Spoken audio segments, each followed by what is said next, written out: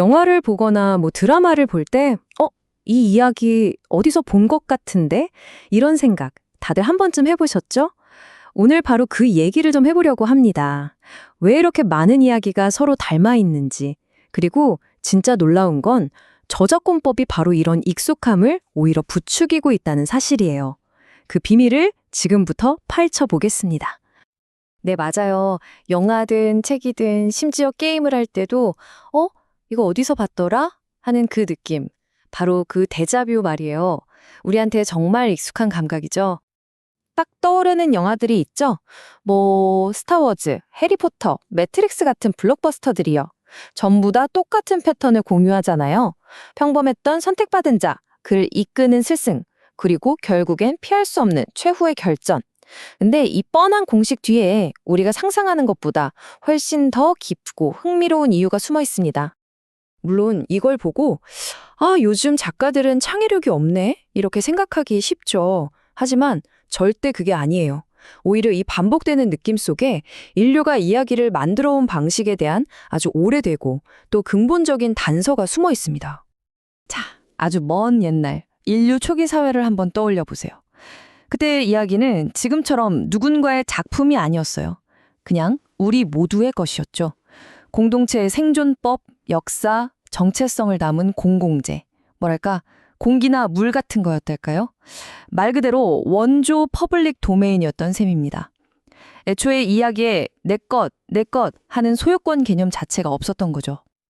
자, 그럼 이 모두의 이야기는 과연 어떻게 대를 이어서 전해졌을까요?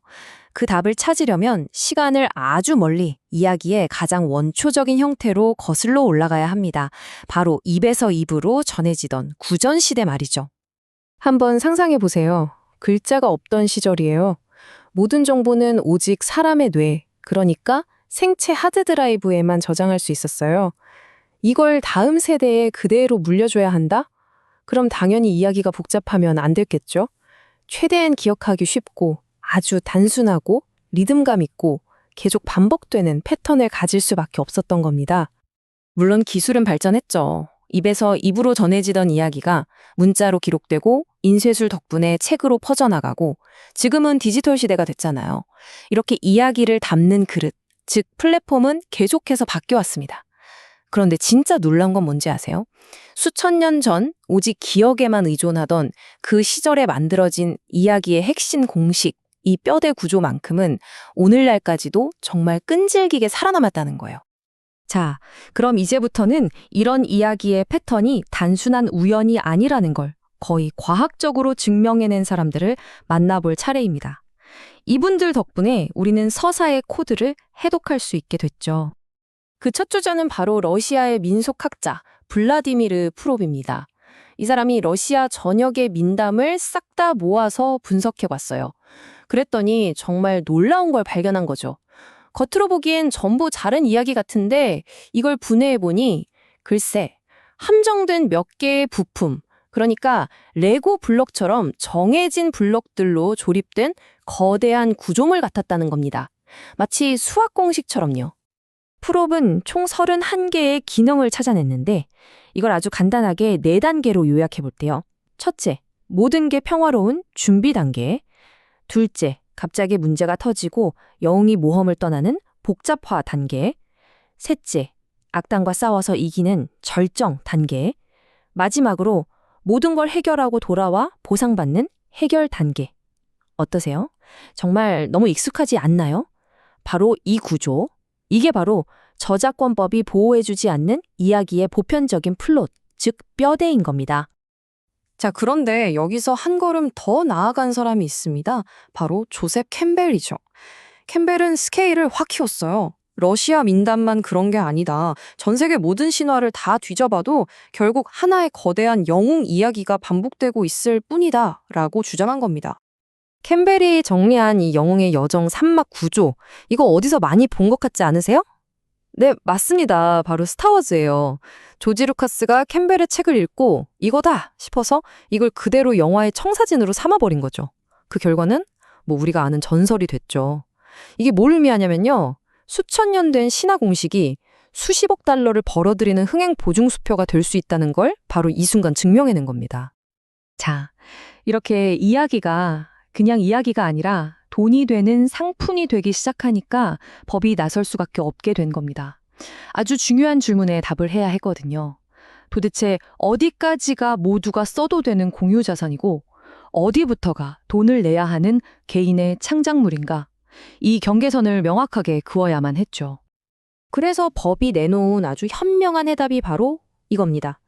아이디어와 표현의 이분법. 이건 저작권법의 거의 심장이라고 할 수 있는 핵심 원칙인데요.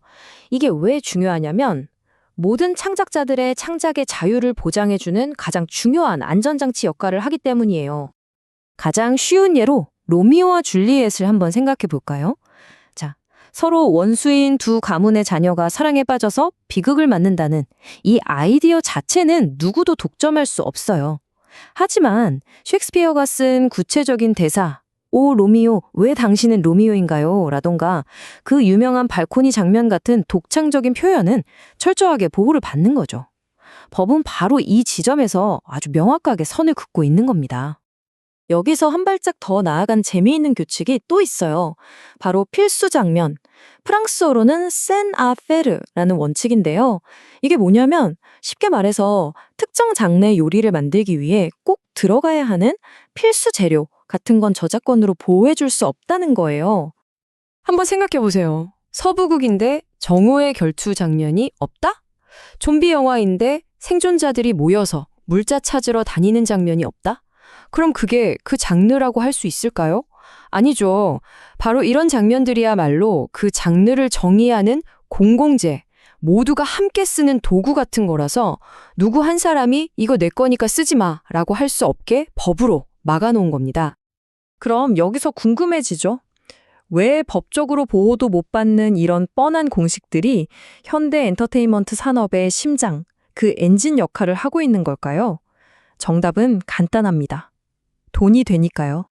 이건 아주 현실적인 계산이 깔려 있어요. 자, 우리가 할리우드 거대 스튜디오 사장이라고 생각해 보자고요.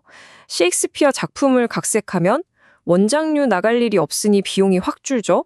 셜록 홈즈나 드라큘라처럼 전 세계가 다 아는 캐릭터를 쓴다? 마케팅이 저절로 되잖아요. 게다가 신화처럼 수천 년 동안이나 검증된 흥행 공식을 쓰면 실패할 위험도 엄청나게 줄어들죠. 이건 그냥 창작이 아니에요. 리스크를 최소화하려는 아주 철저한 비즈니스 전략인 겁니다. 자, 그럼 이제 다시 현재로 돌아와 볼까요? 이런 시스템이 오늘날의 창작 환경에는 과연 어떤 영향을 미치고 있을까요? 이 시스템 때문에 나타나는 아주 재미있는 현대 현상이 하나 있어요. 좀 강한 표현이지만 장르 근친교배라고 부를 수 있겠는데요. 뭐냐면 특정 장르의 공식이 너무나도 확고해져서 새로 나오는 작품들이 그냥 서로를 계속 복제하는 것처럼 느껴지는 현상이에요. 가장 대표적인 예가 바로 일본 애니메이션의 이세계물 장르입니다. 평범한 주인공이 갑자기 판타지 세계로 넘어가는 그 이야기요.